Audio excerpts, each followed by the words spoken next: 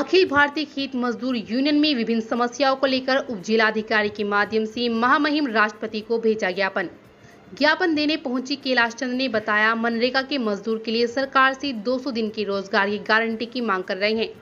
उन्होंने बताया, पहले मजदूर को 100 दिन रोजगार देने की बात की गई थी, लेकिन उस मजदूर को 15 दिन भी रोजगार नहीं दे पाए हैं। उन्होंने बताया, जिस मजदूर ने अगर 15 दिन भी काम कर लिया तो 1 साल तक उसके खाते में पैसे नहीं पहुंच पाए हैं। उन्होंने बताया, जो प्रजापति लोग हैं वह कहीं से भी मिट्टी खोदने का क्या काम करते थे, वहां भी बड़े बड़े पूंजीपतियों ने अपना कब्जा कर लिया है, जिसके चलते उनका कारोबार भी बंद हो गया है। मनरेगा का जो मजदूर है उसके लिए सरकार ने 200 दिन के रोजगार की गारंटी की मांग कर रहे हैं हम उसमें।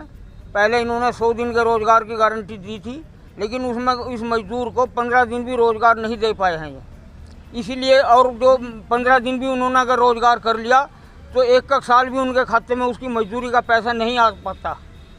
इसी आधार पर जो प्रजापति लोग हैं वे अपना वो खुदान कहीं से भी मिट्टी खोदने का काम करे तो उसमें बड़े बड़े सामंतों ने, पूंजीपतियों ने उन पर कब्जा कर लिया और उनका कारोबार सब बंद कर दिया गया है।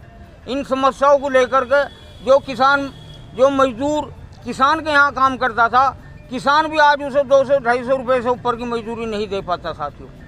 तो हम इस बात को लेकर के कम से कम उस मजदूर की मजदूरी 600 रुपये होनी चाहिए और कम से कम 1 साल में 200 दिन का रोजगार मनरेगा के तहत मिलना चाहिए।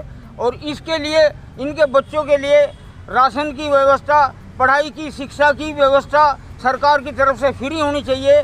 और जो खेत में काम करने वाला मजदूर है और ये मनरेगा में काम करने वाला मजदूर है, उनके बिजली के बिल तमाम माफ़ करे जाएं और उनके लिए बिजली फ्री करी जाए।